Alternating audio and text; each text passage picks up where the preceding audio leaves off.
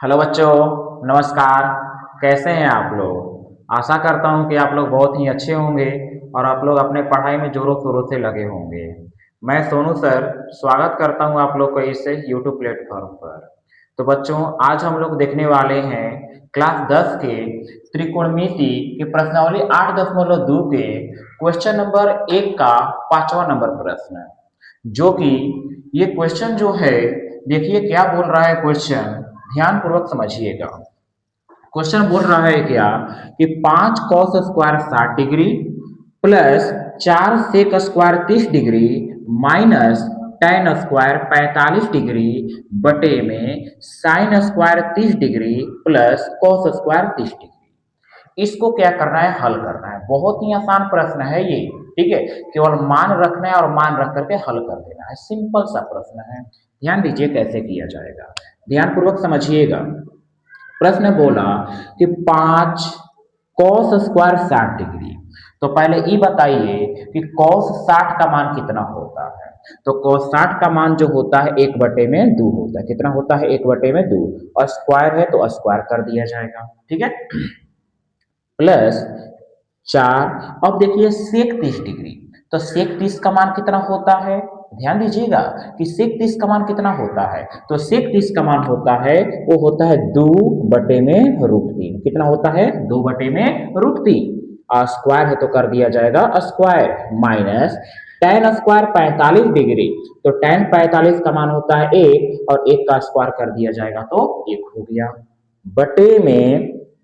अब देखिए यहां पर एक सूत्र को दिमाग पर रखिएगा। सूत्र क्या है वो ध्यान दीजिए कि चूंकि sin² प्लस cos² बराबर कितना होता है? 1 होता है। ध्यान रखिए कि sin² प्लस cos² बराबर कितना हो जाता है? 1 हो जाता है। तो यहां पर ध्यान दीजिए, कहने का मतलब कि एगो मान साइन में हो, कॉस में हो, और दोनों मान अगर थीटा वाला बराबर रहता है तो उसके बराबर फॉर्मूला क्या हो जाता है? 1 हो जाता है। उसी चीज को नीचे वाला का ध्यान दीजिए यहाँ पर कि sin² 30 डिग्री है प्लस cos² 30 डिग्री, यानी देखिए कि थीटा वाला दोनों मान का है आपस में बराबर है।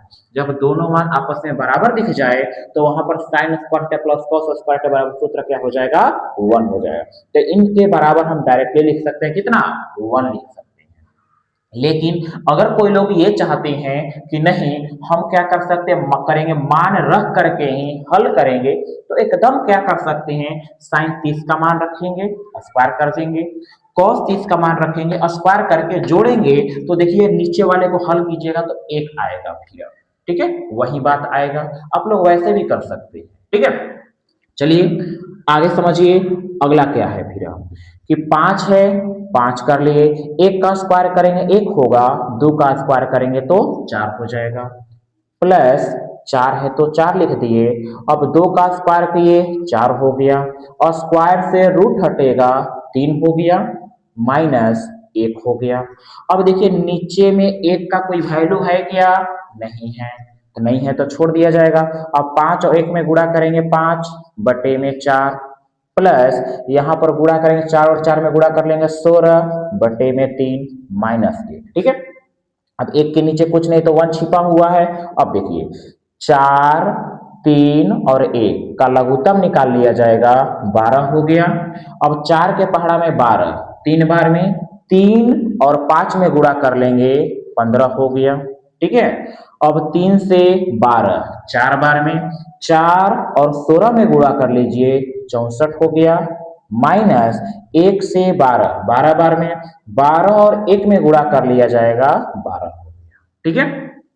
अब क्या करते हैं कि 15, देखिए यहां पर भी प्लस है यहां पर भी प्लस है, ये 15 और ये 64 दोनों को आपस में जोड़ लिया जाएगा तो आ गया 79 माइनस 12/12 हो गया, ठीक है।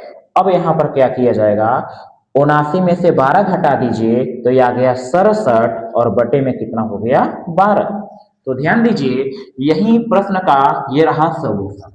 तो देखिए कितना आसानी से ये प्रश्न जो है हम लोग का बन चुका है, और आशा करता हूं कि ये प्रश्न आप लोग को बहुत अच्छी तरह से समझ में आ गया होगा, क्योंकि ये प्रश्न हम आप लोग को बहुत अच्छी तरह से समझा दिए हैं। अगर प्रश्न समझ में आया तो वीडियो को लाइक कीजिए, चैनल पर पहली बार है तो चैनल को सब्सक्राइब कीजिए। चलिए मिलते हैं अगले वीडियो में अगले प्रश्न के साथ, तब तक पढ़ते रहिए और आगे बढ़ते रहिए। जय हिंद, जय भारत।